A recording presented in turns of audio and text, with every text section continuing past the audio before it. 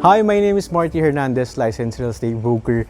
At nandito po tayo ngayon sa Tropic 2 Filinvest East in Cainta, Rizal to show you this house behind me na merong lot area of 163 square meters, a floor area of 260 square meters, 6 bedrooms, 4 bathrooms, 2 car parking plus 1 kung gusto nyo mag-park sa labas, so that makes it 3. And we have a very interesting house kasi marami siyang design patterns or combination of design styles. So, behind me, we have your garahe or your garage. Again, you can put here 2 sedan SUV, and again, if you want to park your car outside, that makes it 3. But what I really like about this garage is yung floorings niya is made of small stones.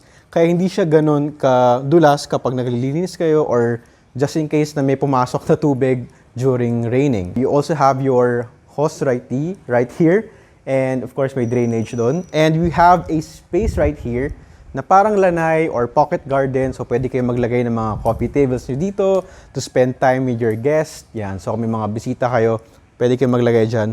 Or maybe you can think of other things na pwede nyo ilagay dyan. I like about the house is the combination of design styles. So we have a mixture of American, a mixture of modern, and a mixture of industrial, and may pagka-Victorian din yung ating bahay. So behind me is your main door, but before we go inside there, meron tayong setback dito, which leads to our maid's room. So ang kinaganda naman dito is yung ating setback, or yung maid's room pala, rather, is meron na siyang sariling bathroom. So, and may sarili na siyang access, kaya hindi niya na kailangan pumasok sa bahay to go inside the maid's room. And as you can see, yung ating floorings, it's made of synthetic Bermuda grass para hindi na siya masyadong high maintenance. Hindi na siya masyadong high maintenance, kaya madali siyang linisin. And it still looks good. So we have your maid's room right here. Sakto lang yung size ng ating maid's room, and again, meron na siyang sariling bathroom. So we're going through the main door para makita yung ating rest of the house. What do you think of this video? Comment down what are your thoughts. And ano yung mga parts ng house na favorite nyo. Okay, so here is our main door. Meron tayong 3 steps para pataas, papunta dito sa ating main door, which is made of solid wood. So upon entering our house ang ating makikita is yung ating very big open layout first floor, and this is our living area. What's nice about this first floor is you have a lot of natural light coming inside dahil ang daming sliding doors, meron kang awning windows, and ang dami pang sliding windows pa. Plus, you also have, of course, your artificial lights, yung ating lighting fixtures. As you can see, parang medyo may pagka-modern Victorian yung itsura niya. So, behind me is we have an accent wall, which is modern looking. Yan, so it complements the house. So you can put here your couches, your sofas, and you can put here your TV, very big TV, to spend time with your family. So beside our living area, we have your dining area. So it's a very spacious dining area. You can put here maybe 8 to 10 people. Of course, depende sa table na ilalagay nyo. Pero it's a very spacious dining area. And right here is our kitchen. As you can see, meron tayong space dito. Ito yung binabanggit ko na may pagka-American yung style niya. So we have your exhaust right here. We have accent wall o backsplash. Meron ka rin mga cupboards. We have a lot of cabinets underneath. And what I like here is yung ating counter spaces, isang slab ng semi-granite. So it's very high-end looking. And of course, maganda rin yung materials niya. So what I also like about this kitchen is this cabinet right here. So this is your pantry, or you can put utensils here. Pero kapag binuksan nyo, sensor siya, nagbubukas agad yung ilaw to save you energy. Yan. This door leads to your parang dirty kitchen or service area, laundry area. Yan. You can put here your washing machine, or you can wash clothes right here. Pwede kayo magsampay dito, and kung gusto niyo magluto dito, pwede rin naman. Meron ka space right there. And here on my left side, we have a space na parang bar counter. Siguro pwede rin siyang preparation of food, or siguro pagkaluto nyo sa kitchen, pwede nyo ilagay dito, and then you can serve it to your dining area. So you have your, again, semi-granite bar counter. na isang malaking slab. You have your lighting fixtures, you have your cupboards, you have lightings under your cabinets, you have cabinets underneath. So you can put a lot of things right here. So may extra space ka dito beside your dining area. And here we have your brick wall accent. So it's more of American style again, yung mga bricks na ganyan. So it complements the house. It gives additional life to the house. Yan. Behind me, we have a door right here. So this is a pocket barn door. Pocket door, pa-slide siya to save space. So this one is an interesting room. So this is more of your family room. So what I like about this house is your color combination niya, which is dark gray, which is my favorite color, white, brown, and other shades of brown. Yan. So you can put here your television, and you can put here a lot, siguro mga lazy boy nyo, yung mga sofas nyo, to enjoy time with your family, movie night, or maybe, just maybe, you can make this another bedroom. So, pwede rin nyo naman gawing bedroom to. Pwede nga to actually senior's room kasi nasa ground floor siya. So, we have wooden style, yung ating ceiling, drop ceiling, meron siyang drop lights sa corners, or pin lights sa corners rather. And marami kang cabinets dito. So, it's more of entertainment room, family room. Pero, again, no one's stopping you to make this your bedroom naman. So, beside this family room, we have a bathroom right here. So, this is not a powder room. So, dahil meron siyang shower. Again, you can notice yung ating mga brick walls na may light to give complement to the house. Or more on contrasting pala. So for this bathroom, you have your complete pottery fixtures, you have your shower head, you have your water closet, your bidet, your soap, talaga na soap, and then we have your sink and mirror. Yan. So I think we have covered the whole ground floor, and it's time to see the second floor, to see the bedrooms. And you can comment down what you think of this house so far. So, punta na tayo sa second floor to see what they look like. Let's go. So, leading towards the second floor, we can obviously see meron tayong ditong accent wall para magbigay buhay sa ating second floor. So, para ma-relax kayo ng konti dahil meron kang earthy colors combination with leaf, gray, and brown. And on this door, we have your master bedroom, pero huli na natin yung titignan dahil yun ang ating finale. So, pupunta tayo dito, which is the second bedroom of the house, or the second bedroom of the house. So, for this bedroom, meron tayong built-in cabinets. Actually, lahat naman ng bedroom dito, may mga built-in cabinets. And then, yung ating shape of this house is pahaba siyang rectangular. And we have your built-in varnished wooden table, nakasama na, built-in nga. And then, we have your sliding windows dito to let natural light inside or hangin kung gusto nyo. For the ceiling, we have drop lights with cove lights. And of course, we have sockets here kung gusto nyo magsaksak ng mga electronics nyo. So before we go to the next bedroom, silipin natin saglit kung ano itsura ng ating mga built-in cabinets to give you an idea of how it looks like. Yan, obviously, you can hang your clothes here. And then we have spaces dito sa taas.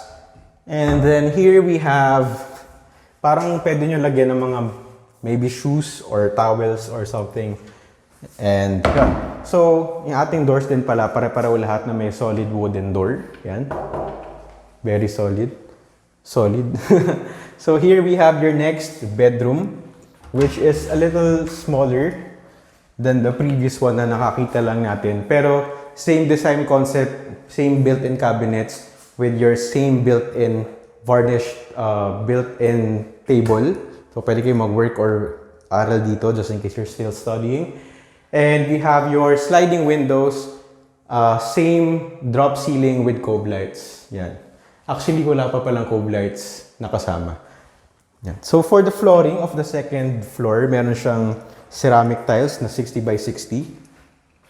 And then here, we have your bathroom, which is to be shared by 3 bedrooms of the second floor. And so for the size of the bathroom, it's suffice enough to take your shower, your bathroom needs. kung ano naman yung ginagawa nyo sa banyo. You have your rainfall shower, you have your complete water fixtures, your water closet, your bidet, meron kang lalagyan ng toilet paper here, and obviously you have your sink, your faucet, and you have a little cabinet underneath your sink to put siguro mga panglinis ng banyo, mga ganyan. And nakita niya na may mini parang lampshade doon to give accent or life to the bathroom. Okay, so moving on to the next bedroom, which is right adjacent to that bathroom. Again, it has the same concept with this second bedroom. Yung pahaba din siya na rectangular with built-in cabinets with the same design. Meron ka din drop ceiling, pero yung accent wall niya parang apple green yung tignan. Yan. So, pero flooring is the same with ceramic tiles, 60 by 60 with wooden design. We have your same built-in varnished wooden table right here. And of course, yung ating sliding window. And if you're asking, wala siyang provision for your window type aircon. So just in case you have to either put split type aircon or magbubutas kayo or adjust somewhere here in this place kung gusto nyo ng window type aircon. So moving on sa ating next bedroom, which is just beside this one, which is at the far end of the hallway. So here, again, we have your same design concept na pahaba, and you have your built-in cabinets right here na the same with the previous bedrooms. Meron ka ditong small strip of wood to give accent to the wall para di naman sobrang plain yung wall natin. Ang ating walls pala ay, for this one, ay gray. And sa other side, meron kang accent wall na blue with your sliding window. And then here, yung pintuan dito is your bathroom for this room. Yan. So for this bathroom, again, you have ample amount of space to do your shower and your bathroom routines. And meron ka din lalagyan na soap dito. So pwede mo lagay yung shampoo, soap, panglinis ng mukha. And again, water fixtures, water closet, your rainfall shower. Meron ka na rin towel rack dito. And you have your sink right here. Meron ka ng lamp, mirror, and cabinet underneath your sink to put, again, yung mga maybe panlinis or mga brush, ganyan. And then, ito yung binabanggit ko before, o yung kanina lang, na may accent wall ka dito, na blue, na if you can remember, meron tayong apple green na nakita kanina. Ito naman parang navy blue or something blue. Basta blue. And again, you have your sliding window and your built-in varnish table right here. Okay? So, moving on, we have the last bedroom of the house, which is obviously our master bedroom kasi pinakamalaki. Kaya yun yung huhulihin natin to give a little suspense to this video. So, yung ating master bedroom, it's a very spacious bedroom. Kitang-kita nyo naman, ang laki ng bedroom. Parang halos living room na or double the living room of other houses na nakita natin so far in this channel. So, for this bedroom, you have your built-in cabinets right here, and on the other side, you have your lighting fixture right here, which is more on Victorian yung style niya. Again, na-mention ko naman in this video na halo-halo yung design style niya, which is a little interesting. So, you also have your balcony for this bedroom, for your master bedroom. And what I like about the balcony is that yung flooring niya is the same with the garage, which is made of small stones para hindi madulas kapag umulan. Okay? So, obviously, meron ka din naman doon drainage just in case na umulan. So, for the balcony, mahaba siya. So, medyo paikot siya ng master bedroom. Kaya you have a lot of space. Maybe meron kayong pets, dogs, cats, pwede nyo palakarin dito para meron silang playground to play. So, for this bedroom, obviously, meron tayong master bathroom, which is over there.